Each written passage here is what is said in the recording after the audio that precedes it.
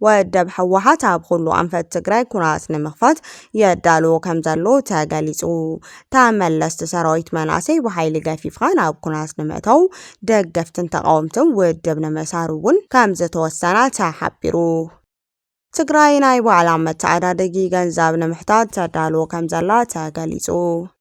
ኣብ ወረዳ ኣበርገለ ኒራቅ ሓያል ውግእ ድብደባ ድሮን የካይድ ከም ዘሎ ተገሊጹ። በቲ ዘካይድ ዘሎ ውግእ ድማ ርእሰ መምሕዳር እታ ወረዳ ከም ዝተቐተለ ሓቢሩ። ኤምባሲ ኣሜሪካ ንትግራይ ኒዱ። ኤምባሲ ኣሜሪካ ኣብ ልዕሊ ዓለም ለኻዊ መርበብ ዘይሕጋዊ ኣዘዋወርቲ ሰባት ኣሰጋገርትን ዝተወሰደ ስጉምቲ ኣፍልጦ ሂቡ። ኤርትራ ንመምርሒ ሰነድ ውድብ ሕቡራት ሃገራት ብትሪ ነፂግዎ። እስራኤል ሊባኖስ ስምምዕነት ደውታ ተኩሲ ን3 ሰሙን ንምንዋሕ ተስማሚዐን።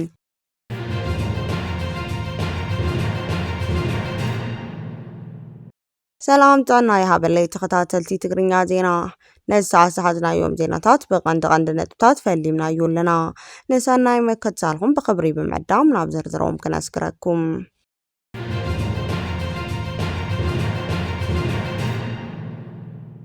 ወደብ ሕወሓት ኣብ ኩሉ ኣንፈት ትግራይ ኩናት ንምኽፋት ይዳሎ ከም ዘሎ ተገሊጹ።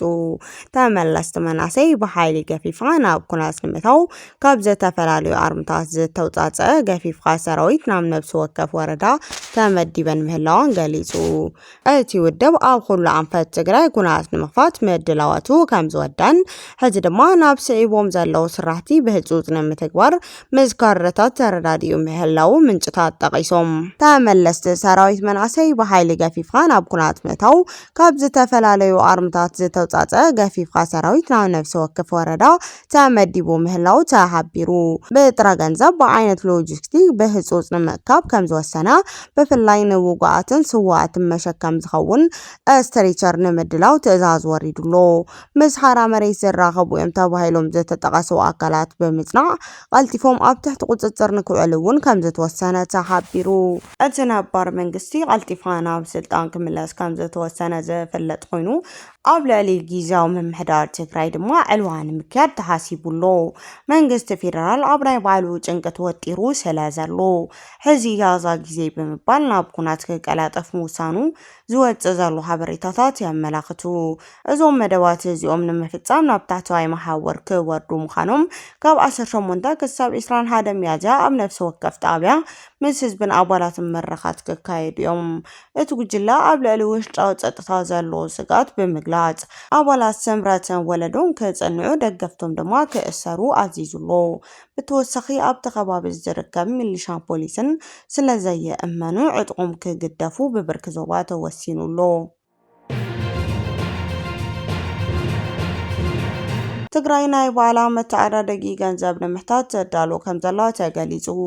ትግራይ ነባር መንግስቲ ናብ ስልጣን ድሕሪ ምምላሱ ንውሽጣዊ ቁጠባዊ ምንቅስቃስ ዝሕግዝ ናይ ባዕላ መተዓዳደጊ ገንዘብ ንምሕታት ዓቕሚ ትልምን ሃንፂጣ ትሰርሕ ከም ዘላ ተገሊጹ። ላዕለዋይ ክኢላ ቁጠባውን ፖለቲካውን ከም ዝገለጽዎ እዚ ስጉምቲ እዚ ትግራይ ካብ መንግስቲ ፌደራል ይበጽሓ ንዘለዉ ቁጠባውን ፖለቲካውን ምግላል ንምምካት ዝተሓሰበ እዩ። እቶም ምንጭታት ከም ዝሓበርዎ ትግራይ ባዕላ ፀጦ እትብለሉ ርእሳ እትመሓደረሉ መስርሕ ንምእታው ዝተፈላለዩ ኣማራፂ ይረአ ኣሎ። ኣብ መንጎ እዚኦም ድማ ሓራ ሃገራውነት ምእዋጅ እትኸውን ትግራይ ከም ዲፍካቶ ሃገር ብምዃና ውሽጣዊ ዓቕማ ንምጥንኻር ዝዓለመ እዩ። ኣብ ትግራይ ክሳብ ብመረፃ ዝተመረፀ ቀዋሚ መንግስቲ ዘምስረት ንጊዜያዊ መሰጋገሪ እውን ዘገልግል ናይ ባዕላ መተዓዳደጊ ገንዘብ ንምሕታት ዝሕግዝ ረቂቕ ሓሳብ ተዳልዩ ንዝምልከት ኣካል ቀሪቡሎ። እቲ ቅድሚ ኩናት ዝነበረ ምምሕዳር ስልጣኑ ብሙሉእነት ምስ ተረከበ ነዚ ናይ መሰጋገርን ቁጠባውን ፖለቲካውን ኣጀንዳታት ክትግብሮ ትፅቢት ይግበር። እቶም ርእይቶ ዝሃቡ ክኢላታት ትግራይ ሰኣን ብቁሕ ምምሕዳር እምበር ብባህርያ ዓቕሚ ሃብቲ ዘለዎ ሃገር ምዃና ጠቂሶም እቲ ሕዚ ተታሒዙ ዘሎ ናይ ቁጠባ ሓሳብ ናይ ባዕላ ግብሪ እንተተሰጋጊሩ ትግራይ ናይ ባዕላ ቁጠባዊ ነፃነት ዘለዋ ብርክስ ዝበለ ፀጋታት እተትርፍ ርእሳ ዝኸኣለት ሃገር ክትኸውን ከም እትኽእል ኣመላኺቶም።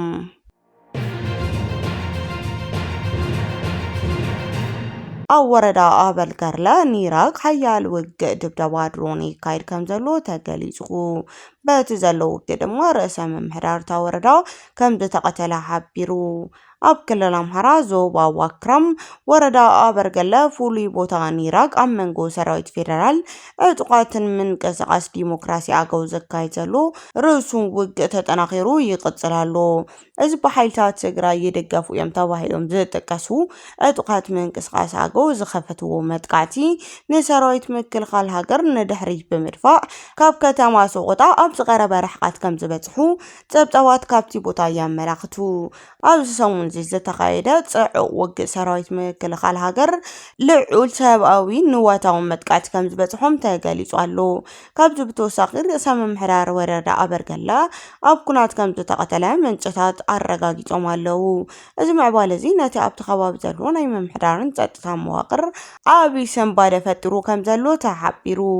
መንግስቲ ፌደራል ነቲ ዝበፅሖ ወታደራዊ ስዕረት ንምምላስ ሕና ንምፍዳይ ኣብ ልዕሊ ሰላማውያን ነበርቲ ከተማ ኢራቅ ከባቢያን ሰፊሕ ናይ ድሮን ድብደባ የካይዱ ከም ዘለው ነበርቲ ከሲሶም።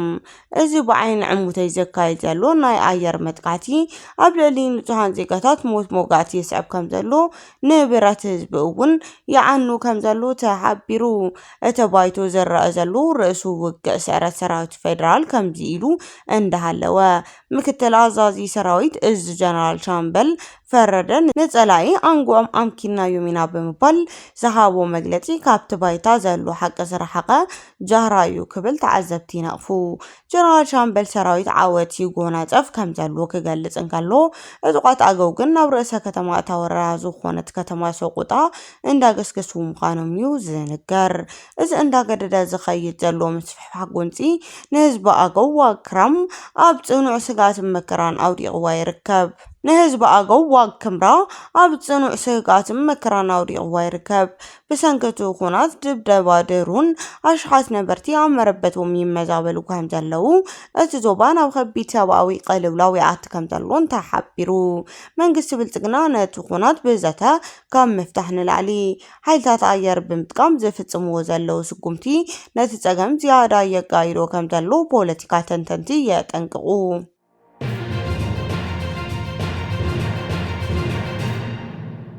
ኣብ ኣብያተ ማእሰርቲ ስዑድ ዓረብ ብኢሰባዊ ኣተሓዛ ይሳቀዩ ዘለው መናእሰይ ናብ ዓዶም ንምምላስ ሓገዝ ክግበረሎም ቢሮ ጉዳይ መናእሰይ ትግራይ ሓቲቱ። ቢሮ ጉዳይ መናእሰይ ትግራይ ንሚኒስቴር ጉዳያት ወጻኢ ኢፌሪ ኣብ ዝለኣኹ ደብዳቤ ኣብያተ ማእሰርቲ ስዑድ ዓረብ ብኢሰባዊ ኣተሓዛ ይሳቀዩ ዘለው መናእሰይ ናብ ዓዶም ንምምላስ ሓገዝ ክግበረሎም ሓቲቱ። እቶም ብዝተፈላለዩ መንገድታት ናብ ስዑድ ዓረብ ተጓዒዞም መንበሪ ፍቃድ ክረኽቡ በዘይምኻሎም ከለላ ሕጊ ክረኽቡ ዘይኽኣሉ ዜጋታት ጥሕሰት ሰብኣዊ መሰላት ስነ ኣእምሮዊ ማህሰይቲ ብዘይፍርዲ ነዊሕ እዋን ምእሳር ጥብቂ ሕጊ መሰላት ምክልኻል ኣብ ዘይብሉ ኩነታት ክሳብ ፍርዲ ሞት ዝበፅሐሉ ውሳነ ኣብ ልዕሊኦም ከም ዝበፅሐ ሓቢሩ። ካብዚኣቶም ብኢሰብኣዊ ኣተሓዛ ዝሳቀዩ ዘለው ዜጋታት ኣብ መንጢጋ ዓሲሪ ብፍሉይ ስሙ ከሚሲ ምሸት ኣብ ዝበሃል ቤት ማእሰርቲ ልዕሊ 200 ተወለድቲ ትግራይ ካልኦት ዝኾኑ ዜጋታት ብፍርዲ እስላሞት ተበኒሎም መዓልቶም ይጽበዩ ምህላዎም እቲ ቢሮ ኣብ ደብዳቤኡ ገሊጹ። ነቲ ውሳነ ብዝምልከት ናብ ስዑድ ዓረብ ብምድላው ከምረጋገጸ ኣብ ዓዱ ዝርከብ ወለዲ እዞም መናእሰይ ብተደጋጋሚ ደቅና ኣድሕኑልና ዝብል ምሕፀንታ የቅርቡ ምህላዎም እቲ ደብዳቤ ገሊጹ። ሚኒስቴር ጉዳይ ወጻኢ ኢፌሪ ነዚ ክብርን ሃገርን ዘዋርድ ዘይሓዊስና ኣእምሮዊ በሰላ ከብፅሕ ዝኽእል ውሳነ ምስ ኤምባሲ ስዑድ ዓረብ ተዘራሪቦም መፍትሒ ክገብርዎ ነቶም መናእሰይ ናብ ዓዶም ክምለሱ ክገብር ድማ ሓቲቱ።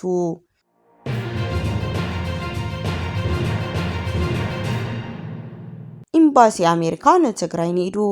ኤምባሲ ኣሜሪካ ኣብ ልዕሊ ዓለም ለኻዊ መርበብ ዘይሕጋ ኣዘዋውርቲ ሰባት ዝተወሰደ ስጉምቲ ኣድኒቑ። ኣብ ኣዲስ ኣበባ ዝርከብ ኤምባሲ ኣሜሪካ ፖሊስ ፌደራል ኢትዮጵያን ፖሊስ ትግራይን ብሓባር ብምዃን ሓደ ዓብይ ዓለም ለኻዊ መርበብ ኣስተጋገርቲ ሰባት ንምብታን ዝወስድዎ ስጉምቲ ሞገሱ ገሊጹ።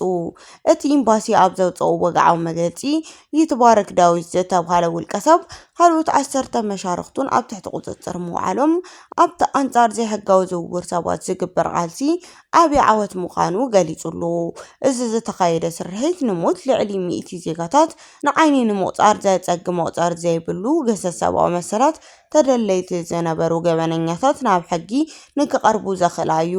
ኤምባሲ ኣሜሪካ ከም ዝሓበሮ እዚ ውፅኢት እዚ ሓይሊ ዓለም ለኻዊ ምትሕግጋዝ ዘርኢ መርኣያ ክብል ኣድናቆቱ ገሊጹ።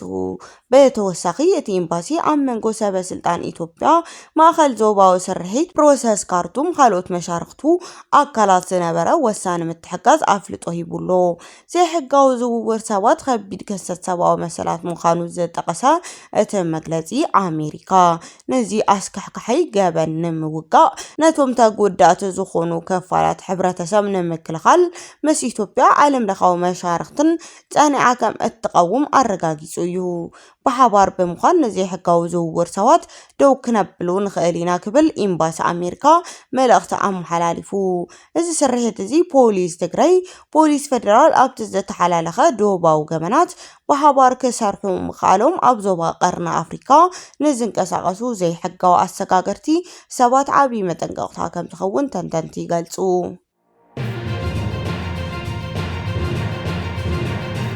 ኤርትራ ንመምርሒ ሰነድ ውድብ ሕቡራት ሃገር ብትሪ ነፂጋቶ።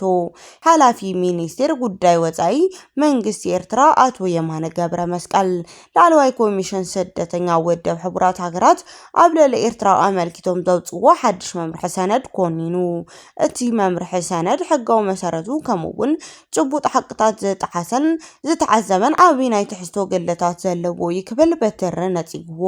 ነቲ ሚኒስቴር ኣብ ዘውፅኦ ወግዓዊ መግለፂ እቲ ትካል ዘውፅኦ ጸብጻብ ካብ ሓቂ ዝረሓቐ ፖለቲካዊ ሸርሕን ዝተሓወሰ ምዃኑ ኣስሚሩሎ። መንግስቲ ኤርትራ ኣብ መግለፂኡ ዩኤንኤችሲአር ብዛዕባ ኤርትራ ዘውፅኦ ጸብጻብ ከም ልሙድ ተግባር ዝወሰደ ኮይኑ እቲ ትካል ስትራቴጂካዊ ምፅንቃቕ ህዝቢ ኤርትራ ንምስላት ከም ቀንዲ መሳርሒ ወይ ድማ ትሮጃን ሆርስ ኮይኑ የገልግላሉ ክብል ከሲስዎ። ከም መርትዖ ድማ እቲ ትካል ኣብ መንጎ 2009 ክሳብ 2011 ዘውፅኦ መመዘኒ መምርሕታት ምስ መንግስቲ ኤርትራ ዝኾነ ዝርርብ ከይገበረ በሚስጥር ብዝተፈላለዩ መንግስታት ዓለም ክዝርጋሕ መፅንሑ ዘኪሩ። እዚ ሕዚ ዝወፀ ሰነድ እውን ናይቲ ዝፀንሐ ተፃብኦ መቐፀልታ ምዃኑ ገሊጹ። ሚኒስቴር ጉዳይ ወፃኢ ኤርትራ ዩኤንኤችሲአር ጸብጻባቱ ንምድላው ዝጥቀመሉ ምንጭታት በትሪ ነቒፍዎሎ።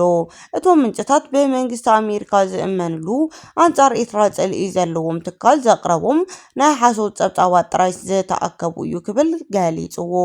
እቲ ጸብጻብ ዝተመሓላለፈ ታሪካዊ ፖለቲካዊ ኩነታት ኤርትራ ዕሽሽ ዝበለ ኣብ ክንዲ ጭቡጥ ሓቅታት ኣብ ፖለቲካዊ ሸርሒ ዝተመስረተ ትንተና ዘቕረበ ዓላማ እቲ ጸብጻብ ንስም ኤርትራ ኣብ ዓለም ለኻዊ መድረኽ ንምፅላም ዝዓለመ ምዃኑ ገሊጹ።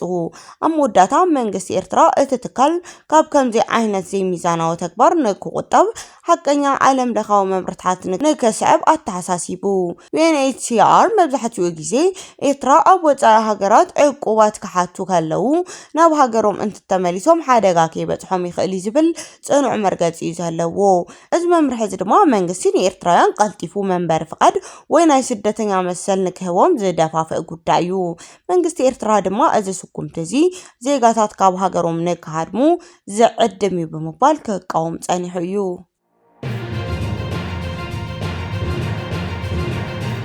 እስራኤል ሊባኖስ ስምምዕነት ደውታ ቶክሲ ንሰለስተ ሰሙን ንምንዋሕ ተስማሚዐን። ፕሬዚዳንት ኣሜሪካ ዶናልድ ትራምፕ እስራኤልን ሊባኖስን ኣብ ዋይት ሃውስ ኣብ ዝተኻየደ ፍሉይ ኣኼባ ደውታ ቶክሲ ብተወሳኺ ሰለስተ ሰሙን ንምንዋሕ ከም ዝተስማምዓ ኣፍሊጠን። እቲ ስምምዕነት እስራኤል ኣብ ልዕሊ ኢራን ሓባራዊ መጥቃዕቲ ስዒቡ ካብ 28 ለካቲት ጀሚራ ኣብ ደቡብ ሊባኖስ ቤይሩት ኣብ ዝርከባ ዕርድታት ሂዝቦላ መጥቃዕቲ ነፈርቲ ክትፍጽም ኣብ ዝጸንሐትሉ እዋን እዩ። ምንዋሕ እቲ ስምምዕነት ኣብቲ ዞባ ተዛማዲ ሰላም ክህሉን ተወሳኺ ሰብኣዊ ቅልውላው ክቕንስን ትጽቢት ይግበር። ብኢራን ዝድገፍ ብብዙሓት ምዕራባውያን ሃገር ጉጅለ ራዕዲ ተባሂሉ ዝጽዋዕ ሂዝቦላ ኣብ 1982 ጀሚሩ ኣብ ሊባኖስ ዓብዪ ወተሃደራውን ፖለቲካውን ሓይሊ ኮይኑ ንኢራን ከም ዓብዪ ወኪል ኮይኑ የገልግል። ብመሰረት ወተሃደራት ኣሜሪካ ኢራን ነቲ ብጉጅለ በብዓመቱ 700 ሚልዮን ዶላር ገንዘብ ወተሃደራዊ ደገፍ ትህብ። እዚ ሕዚ ዝካየድ ዘሎ ምንዋሕ ደውታ ቶክሲ ኣብ መንጎ ኢራንን እስራኤል ሂዝቦላህን ዝካየድ ዘሎ ሙሉእ ኩናት ንምህዳእ ዝዓለመ ትኸውን ኩነታት እቲ ዞባ ግን ኣዝዩ ኣይርጉዕን ዘሎ።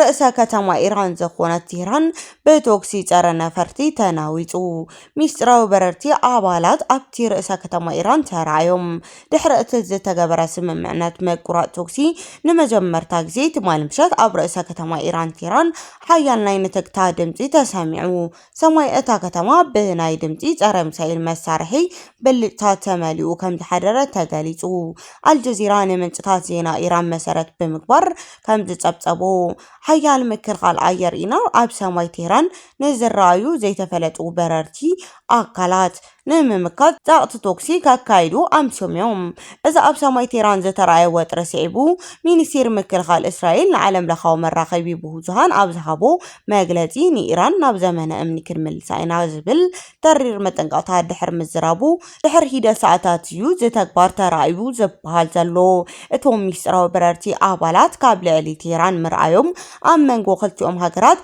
ዝነበረ ጊዜያዊ ህድኣት ተሰይሩ ናብ ሓድሽ ወጥሪ ኣቱ ከም ዘሎ ዘመልክት እዩ ተባሂሉ ተሰጊኡሎ እስራኤል ነቲ ትማል ምሸት ኣብ ቴህራን ዝተሰምዐ ቶክሲ በዘመልከት ዝሃበቶ ግብረ መልሲ ዝኾነ መጥቃዕቲ ኣይፈጸምናን ኣብቲ ጉዳይ ኢድ የብልናን ብምባል ካብቲ ኩነታት ነብሳ ኣግሊላላ ይኹን እምበር ጸጥታ ተንተንቲ እቶም በረርቲ ኣካላት ሓበሬታ ንምእካብ ዝተዋፈሩ ድሮናት ክኾኑ ከም ዝኽእሉ ይግምቱ ዛጊድ ብወገን መንግስቲ ኢራን ብዛዕባ እቶም በረርቲ ኣካላት መንነቶም ዝተውሃበ ወግዓዊ መብርሂ የለን